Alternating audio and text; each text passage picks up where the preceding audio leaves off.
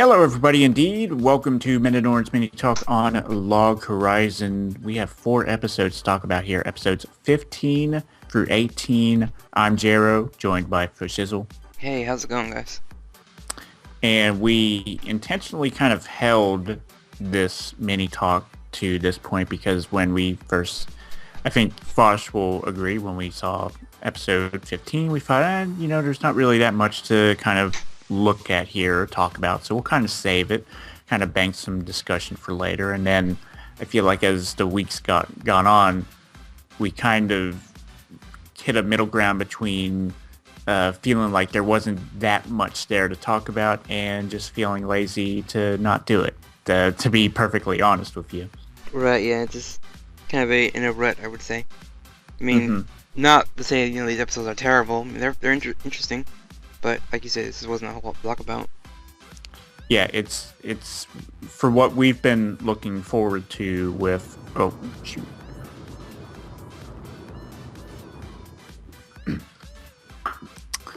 For what we've been looking forward to with Plant Wyden and what we expect from the end of season 2 of Log Horizon, this was a little different. Good in its own way, but in terms of the big show, we're not quite there yet.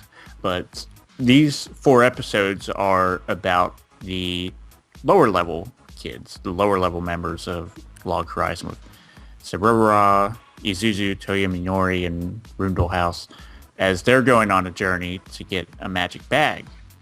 And Shiro kind of thinks that this is a good way to let the younger guild members go out on their own, and they can be on the same level as some of the enemies that they're fighting. So it's kind of fun for them, but a little bit of business also. Right, yeah, he wants them to get this quest and get them done, and I think he maybe might see it as, it's a way for them to bond. Maybe because they've been sitting around the Log Horizon Guild Hall just kind of doing nothing. So it's kind of like, they need to do something. And I looked at it as maybe a way for training, to get them comfortable with the idea of going out by themselves. Yeah. And as we see during the course of these few episodes, it's kind of a bonding experience in addition to being just a general journey, is that they meet new people along the way. They kind of talk to each other a little bit more. We kind of get a little bit of stories about them. Zuzu seems to be the most focused upon character of the 5 that are on a journey, but we'll talk about that as we get to it. Right, and I thought it was interesting that they even invited Sarah along. For me, she's always been I would say maybe the mature one of the group of the younger kids, but these episodes revealed that she's very childish at times.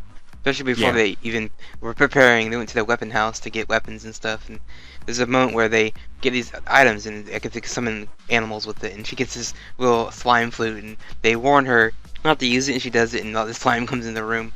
So it showed me a little bit more that Sarah is maybe not as mature as she thinks she is, but maybe just around the younger kids she kind of that comes out, I guess. It's just She's funny to see her. definitely the most moe blobbish of the group in That's many true. ways. Right. So they're on their journey and they go to different places, and they're, doing musical performances because Izuzu's a bard, and all the people of the land are really liking those songs. But along the way, they meet a vampire subclass character named Roe 2, who looks like a gender bent Chirei. Pretty much. When I saw the picture, I'm like, wait a minute. Does Sheree, is he, behind the scenes sneaking around behind him and using like a potion to disguise himself? But then I'm like, after you see her personality, you're like, nah, that is no way that is Sheree, because she's like the, I guess, Kuroko character of Railgun. She loves when people, I guess she loves certain people, and this one she's likes being called Nesama and all this stuff like that, and Mm-hmm. the younger kids kind of look at her like, she's a little weird. I mean, you would think they would kind of put two and together and think it was Shiro, but nah, not even close. Mm-hmm. Yeah. And so she's been a generally enjoyable character. She's been kind of just one of the group as she's been traveling along with the Log Horizon juniors, I guess you could call them, Right, during these yeah. past episodes. But we have, there's still some things with her that I'd like to see Yeah, I'm in the interested in next seeing couple that. episodes. Because she mentioned that she wants to get rid of her subclass. She doesn't like being the vampire. And she was stuck that way when she, got locked in the game. And she doesn't really like it that much because, she kind of has to travel by night almost. But her Hmm. vampire is more of a, I guess you could say in the sunlight sometimes, but not really a, I guess, 100% vampire that we're used to. Maybe more of a unique vampire, I guess. Hmm.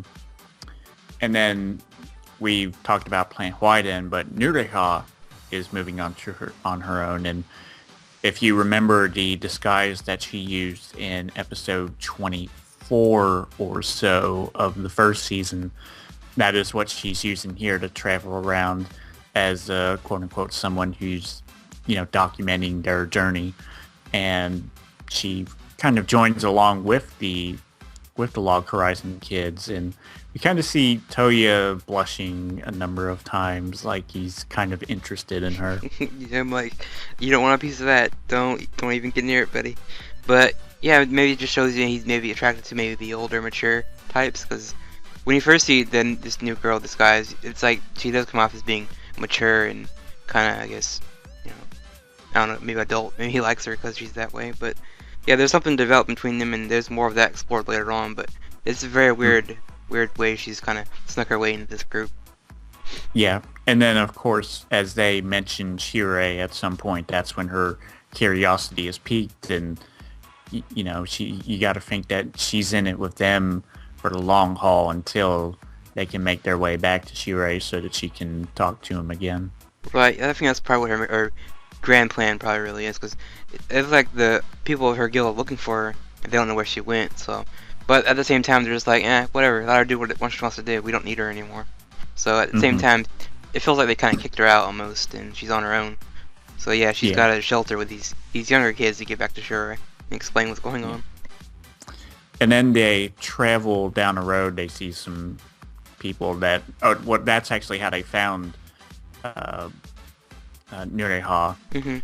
Is that they found some people who were they're stuck on the road, and they helped them carry their equipment and such, and then they're stopping by to eat, and they notice these group of people, who we know now as the Odyssey Knights, are walking in unison, and they're carrying around what is essentially a mobile cathedral. And Nureha, who's using the name Dariella, explains that this can help adventurers revive anywhere, but you lose a piece of yourself in the process.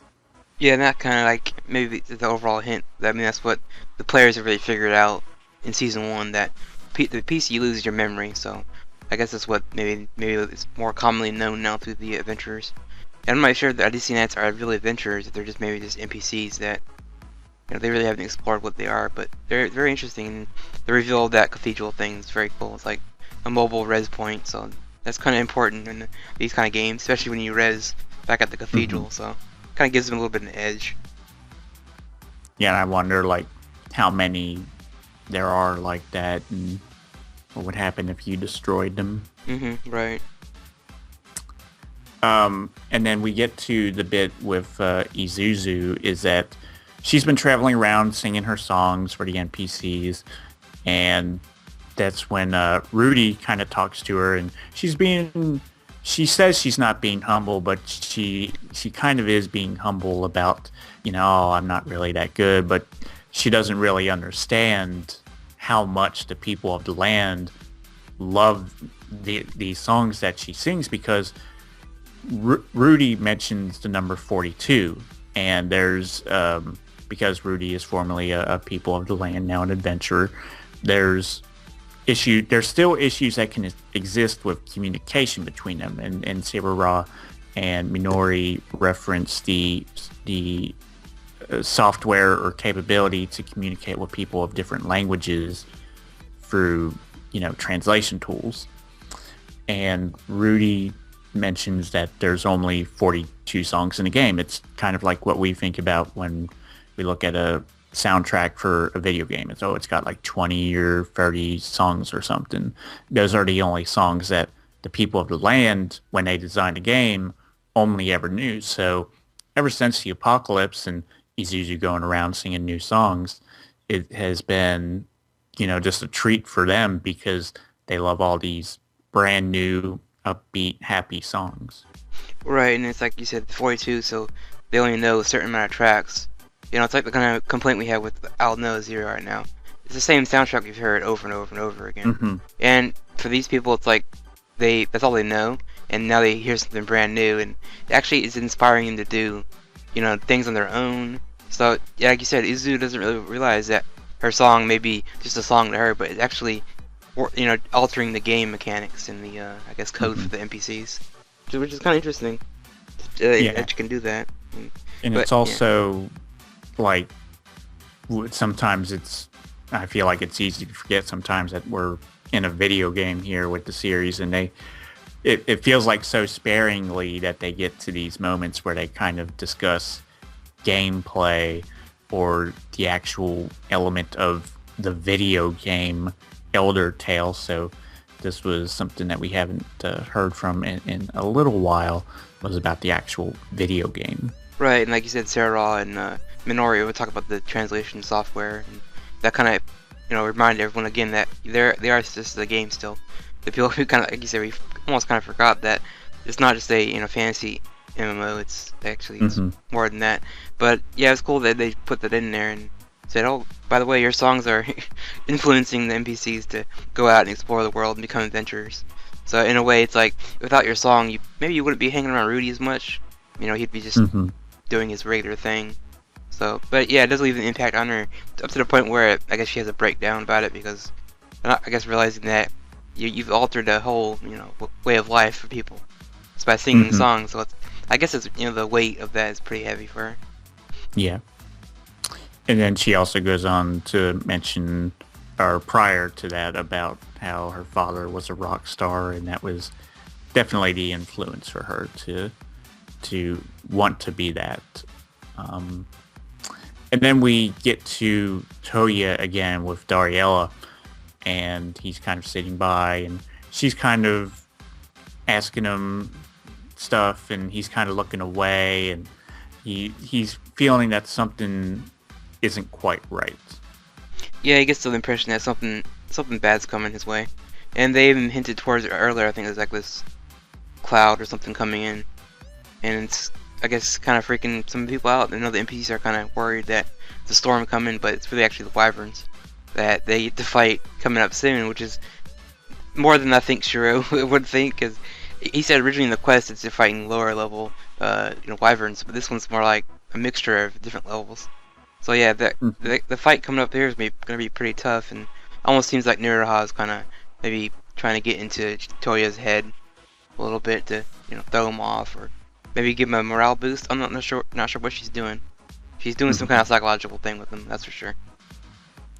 Yeah, Toya in that scene, it was pretty interesting because we mentioned the idea that he was kind of crushing on her a bit, but then he was saying that her smile is fake and kind of calling her out. Pretty interesting scene there with him. And then, of course, you mentioned the wyverns.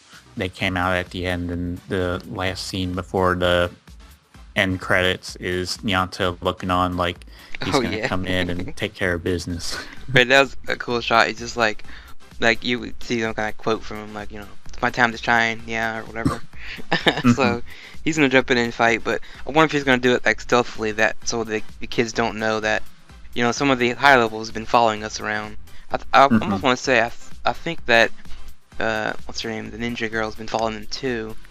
Akatsuki. Yeah, I think she's been keeping tabs on them, I think, but I'm not too sure. Well, no, she was in a scene in this episode with Shirei, kind of bragging about, excuse me.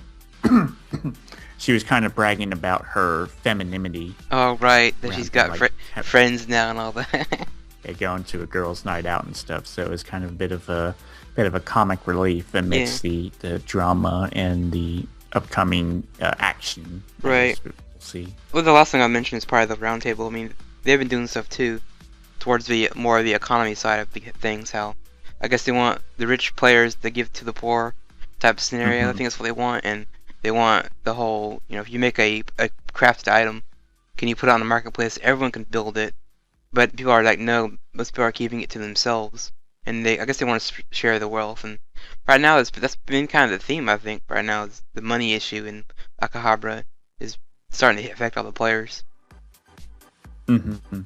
Yeah, that was an interesting bit of conversation also during these past few episodes,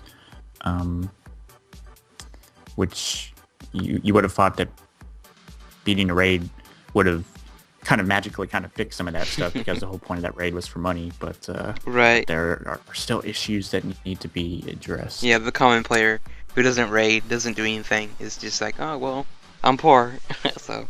Mm-hmm. So some extra stuff from these few episodes. Izuzu sang the ending from season 1, and her so it's like a live version kind of the ending theme, which is pretty cool. Yeah, it's kind of interesting how they kind of stuck that back in there. But almost at the same time, people will probably say it's kind of lazy that they should have done an original song instead of using the same old one. But yeah, I'm fine with it. I like the song, and her live version is kind of like when nice. They do that. Yeah. Mm-hmm. There's the mobile resing point that we talked about. That's pretty cool on the surface. The idea that you can carry this heavy thing around with you and revive wherever and get immediately back in the battle. But I gotta imagine that there's a much greater cost than what we're accustomed to with dying and being revived at the cathedral. Right, and plus you gotta hire 4 extra dudes to carry it. So you got that issue. But yeah, I'm wondering what the cost really is. If it's more than a memory. I wouldn't be surprised if it's like a player dies, reses with that, and you become an NPC. I wouldn't be all that surprised if that cost is something greater like that. Mm-hmm. And while we said that, there wasn't really, a whole lot to talk about in these 4 episodes, at least it was still kind of fun to watch this younger team go on their own quest and kind of watch these characters grow over the period of the 4 episodes and the next few to follow. Yeah, it's kind of nice because it gives you that real MMO questing vibe that they have to go to these individual cities, get an item from each city, and move on. So it's more of a MMO style questing, which I've seen several like that before. You gotta pick up items, and at the end you finally get the reward of the item you're looking for. And it's real MMO stuff that put in there like that, so it's really good attention to that. I give him that quest, I guess was nice. Mm-hmm. And Nureha x Toya, is that going to be a pairing? I hope not, because the way she acted around Shiro was kind of like she was trying to manipulate him, but it wasn't working. And this time she found someone younger, maybe she can get with and corrupt. But Toya appears to be smarter than he looks, actually, so... Yeah, I guess he's not going to fall for it. Yeah, I feel like for Toya and a lot of those other guys, with everybody liking Shirei, there's got to be some spillage off of that. Like the harem kind of has to spill into other guys' laps. Yeah, and for in the beginning, I think 15 was like, because we had Izuzu and Toya in the same room kind of talking, hitting off pretty well. It's like, something between these two, possibly. I could see that working out, but then it's like, nah, she's only got Rudy, and so a lot of these episodes were kind of exploring the fact that maybe there's more than one pairing of just, the ones we've seen. But part of me is like, well, I wish kind of Sarah would, with Nata, but that's gonna be a while. But yeah, and in the bath scene, they directly addressed it to each other. They were kind of like, oh, what's going on with Rudy? And and of course, Minori and Sarah got very red in the face when it was asked about what their relationships were with Nyanta and Shirei. Yeah, because with that conversation, I was kind of like, felt bad for Toya. I'm like, he doesn't really have anyone that he can get with, because I know there's certain things that he said, like Niraha and him, it's weird, and that's strange. The last thing I'll mention is when they're buying their carts, I thought it was hilarious how there's like a tank version someone built that's really expensive. There's a race car, and there's a semi-truck. I'm like, wow, these are... Yeah. The semi-truck has like all the detail put in it, like the budget was just all in that. I was like, that's pretty funny. Yeah, like way too expensive for them to be using that. Right, and like Medieval Optimus Prime over here. We can't have him in there. Sorry. All right, so what did you think of these 4 episodes? I thought it was interesting to see that the younger crowd do something besides, because for the longest time I've always seen them as just support, way support characters. They don't do nothing really. I mean, Sarah has her moments with Nyata, but that's pretty much it. You don't really get anything with, Toya and Minori and Sarah, especially Rudy. He's kind of also on the bottom tier. So it's nice to see them take a break from all the rating and drama with Akatsuki and do something else for once. Yeah, I agree. It's been nice development. It's at first I'll admit that the thought popped up in my head of, I have no idea what goes on in the light novels or where they're at. Like, this could be filler, but it's definitely not filler. It's really interesting to watch these kids grow. Sounds funny, kind of say that, but overall, good episodes, nice bits of character development here or there. Something that's a strength of Log Horizon, and I am interested to see how this. I assume that the Wyverns coming are signaling the end of the last part of these kids' right journey. So I'm a little worried that we're on episode 18 and they really haven't touched on the fact of how they get out of the game, which is something I am curious about, but not really dwelling on too much.